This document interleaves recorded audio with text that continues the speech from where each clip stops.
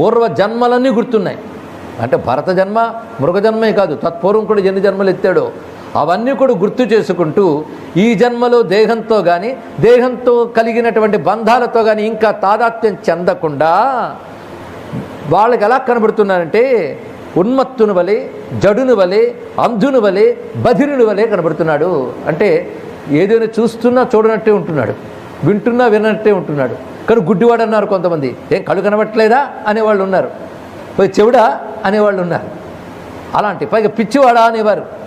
జడుడా, జడు అంటే ఏ స్పందన లేకుండా ఉన్నాడు. కానీ ఉన్మత్త, జడ, బధిర, అంధ ఇలాంటి పేర్లు తెచ్చుకున్నాడు. ఏ పేర్లైనా అవి తనవి కావని ఆయనకు తెలుసు. తన స్వరూపం ఏంటో తెలిసినవాడు, స్వస్వరూప జ్ఞానం కలిగినవాడు. కనుక లోకంలో అని పేరు మనం అర్థం చేసుకోవడానికి ఈ జన్మలో జడుడు, కానీ నిజానికి జడుడు కాదండి, అసలు చైతన్య స్వరూపుడు ఆయనే. జడులు ఎవరయ్యా అంటే అసలు చైతన్యాన్ని తెలుసుకోకుండా శరీరంతో ఏర్పడిన గృహ బంధువాదులందరూ కూడా తనవారు అనుకునే వాళ్ళు నిజమైన జడులు. కానీ ఇంతమంది జడులు ఎక్కువైపోయేటప్పటికల్లా వీళ్ళే చైతన్యవంతులు అనుకుంటున్నారు. అప్పుడు అసలు జ్ఞాని వాడికి జడుల్లో కనబడతాడు. 10 మంది పిచ్చివాళ్ళు ఒక్క మంచివాడిని చూస్తే నీకే పిచ్చిని మీద పడి కొరకరండి.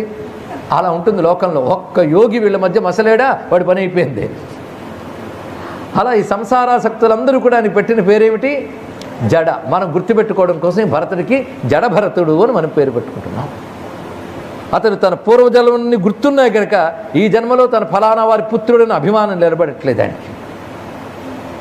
ఇలా ఉన్నటువంటి వాడై ఆ నాన్న సకాలంలో ఉపనయనం చేశాడు, వేదములు నేర్పాడు, చెప్తున్నప్పుడు అలా వింటున్నాడు. కానీ ఆయన తిరిగి వల్లి వేయడం కానీ తిరిగి చక్కగా చేయడం కానీ నేను చేయట్లేదు. ఎందుకంటే కర్మలు అన్నీ చెయ్యగా చిత్తశుద్ధి ఏర్పడగా వచ్చిన జ్ఞానం వల్ల ఏదొచ్చిందో అది వచ్చేసాక మళ్ళీ ఈ కర్మల వైపు వెళ్ళదు.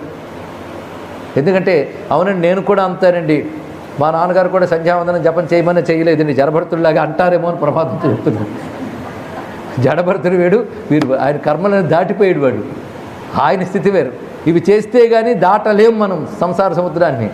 కనుక అందరికీ ఇది వర్తించదు. జ్ఞాని అయి జీవన్ముక్తుడై ఉన్నటువంటి మహానుభావుడు కనుకని అవి చెప్తే వింటున్నాడు. అలాగని వాటిని ఉపేక్షించలేదు. ఇవన్నీ వ్యర్థాలు నాన్న అనలేదు, వింటున్నాడు అంతే, కానీ చేయట్లేదు ఏమీ కూడా. వాళ్ళ నాన్నకు మాత్రం ఈయన మీద చాలా బాధ కలిగింది.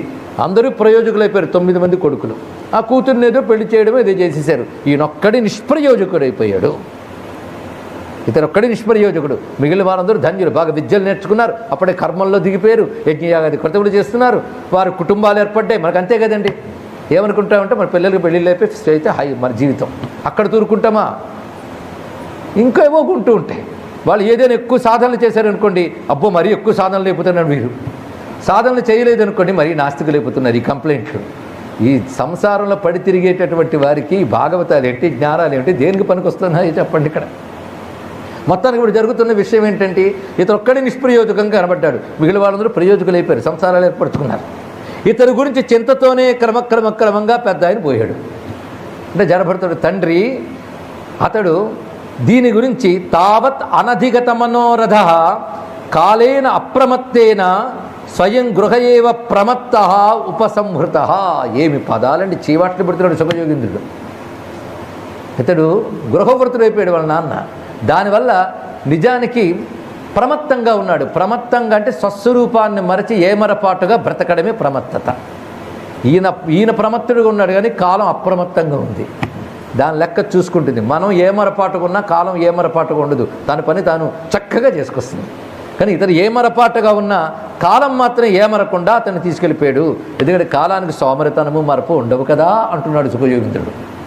దాని టైం ఎవ్వడు వెనక్కి తీయలేడు, ముందుకు లాగలేడు, తన పని తాను చేసుకుపోయింది.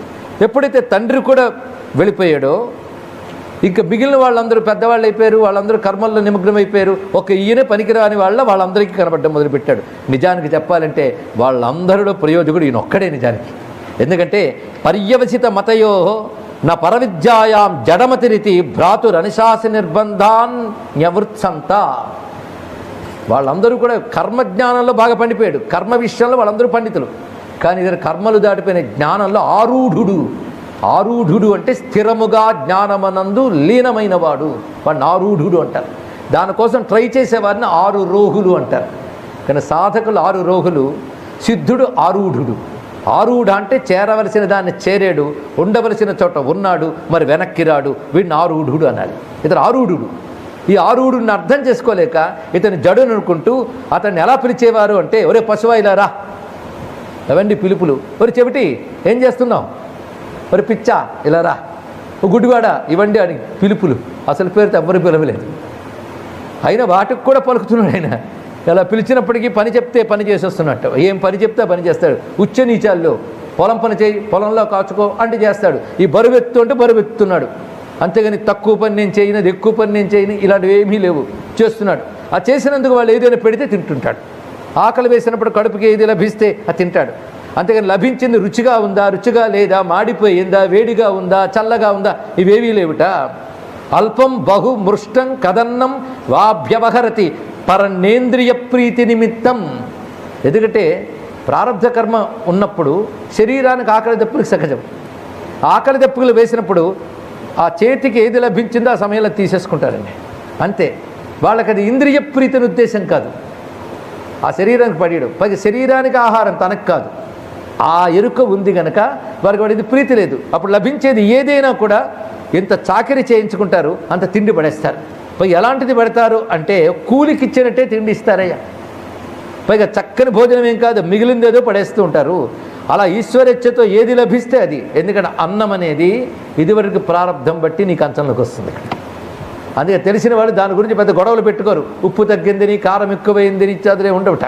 అది వాళ్ళ స్థితి ఎలా ఉంటుంది అంటే వాడికి పెట్టేడు భోజనాలు కూడా మృష్టం కదన్నం ఇలాంటివి. ఒకప్పుడు మధురమైనవి లభిస్తున్నాయి, ఒక్కొక్కప్పుడు మామూలువి లభిస్తున్నాయి. అది సరిపడినా సరిపడకపోయినా, రుచిగా ఉన్నా చెడిపోయినా దాన్నే తింటూ ఉంటాడు. అది ఎందుకు అంటే కేవలం సుఖదుఃఖయోర్ ద్వంద్వ నిమిత్తయోర్ అసంభావిత దేహాభిమాన. సుఖదుఖాల పట్ల కానీ అదేవిధంగా ద్వంద్వముల పట్ల కానీ ఎటువంటి ఐక్యత తాదాత్మ్యం లేనివాడే శరీర ధర్మాన్ని అనుసరించి స్వీకరిస్తున్నాడు. ఇలా ఉంటున్నటువంటి